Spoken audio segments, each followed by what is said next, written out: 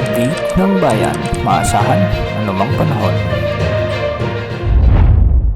Magandang oras po sa ating lahat. Narito na ang latest update sa lagay ng ating panahon ngayon at sa magiging lagay ng panahon sa susunod na 24 oras. Makikita nga natin sa ating satellite animations na may mga kaulapan sa silangang bahagi ng bansa at ito ay dulot ng umiiral na shear line. Nakakapekto ngayon ng shear line sa bahagi ng Cordillera Administrative Region, mainland Cagayan sa may Isabela, Nueva Vizcaya, Quirino, Aurora, Nueva Ecija at Bulacan. Pinag-iingat natin ang ating mga kababayan dito dahil posible ang banta ng mga pagbaha at pagguho ng lupa, lalo na kung may mga katamtaman hanggang sa kung minsan ay malalakas na pag-ulan.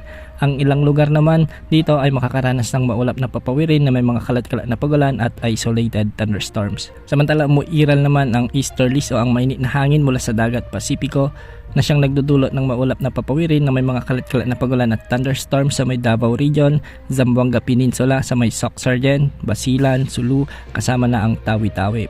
Dahil dito posible rin ang banta o posibilidad ng mga biglang pagbaha o pagguho ng lupa, lalo na kung may mga katamtaman at minsan ay malalakas ding pag-ulan. Dahil naman sa umiiral na northeast monsoon, ito ay nakakaapekto na lamang sa may extreme northern Luzon, particular sa Batanes at Babuyan Islands. Ang mga lugar dito ay makakaranas ng bagyang maulap hanggang sa maulap na kalangitan na may mga isolated light rains o kalat-kalat na may hinang pag-ulan. Samantala ang Ilocos region naman ay makakaranas ng bagyang maulap hanggang sa maulap na papawirin na may mga kalat-kalat na pag-ulan at thunderstorms.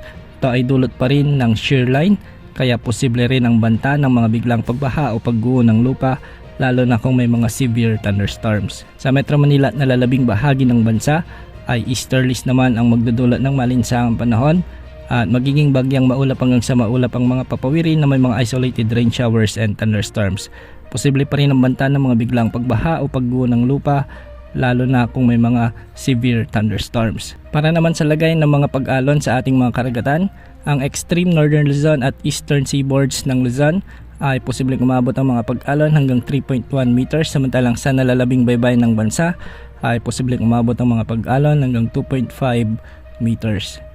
Sa ngayon wala pa rin tayong namomonitor na anumang sama ng panahon gaya ng LPA o bagyo na posibleng makaapekto sa ating bansa sa susunod na 3 hanggang 5 araw. Bukas asahan pa rin ang pag-iral ng shear line at easterlies at asahan din ang pagtaas ng temperatura at mararanasan natin ang mas mainit na panahon o heat index lalo na sa mga susunod na araw. Yan ang update sa lagay ng panahon. Ito pong weather update ng bayan.